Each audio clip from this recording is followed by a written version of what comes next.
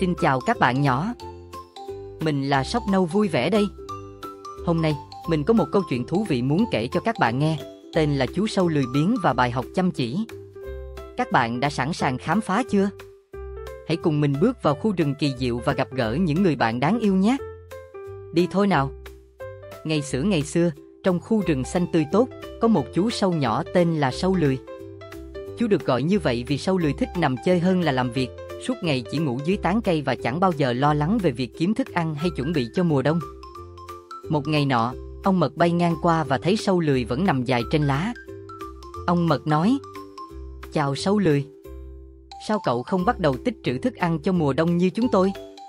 Sâu Lười ngáp dài và đáp: "Tôi còn nhiều thời gian mà. Mùa đông chưa đến đâu." Ong mật lắc đầu và tiếp tục bay đi. Mấy ngày sau, Kiến siêng năng đi ngang qua và cũng hỏi: "Sâu Lười, sao cậu không lo chuẩn bị cho mùa đông sắp tới?" Sâu Lười vẫn nằm ườn ra và nói: "Tôi không lo, mùa đông còn xa mà. Mình cứ từ từ thôi." Thời gian trôi qua, mùa đông bắt đầu đến. Lúc này, trời trở nên lạnh giá, cây cối không còn lá và thức ăn cũng dần cạn kiệt.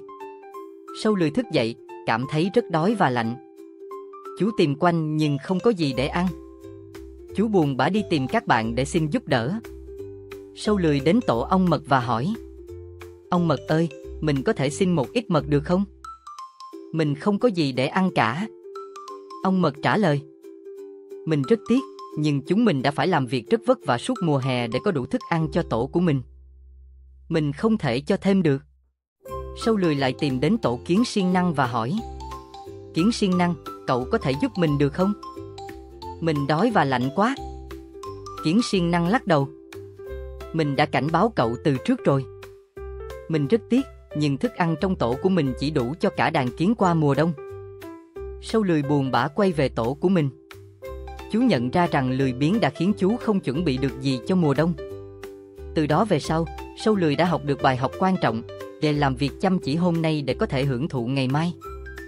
Và từ đó, chú đã trở thành sâu siêng năng, luôn cố gắng chăm chỉ làm việc và không bao giờ lười biếng nữa. Vậy là câu chuyện chú sâu lười biếng và bài học chăm chỉ đã kết thúc rồi.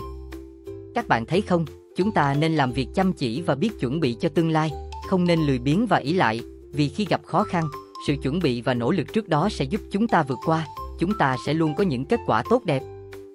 Sóc Nâu hy vọng các bạn sẽ luôn ghi nhớ bài học hôm nay nhé.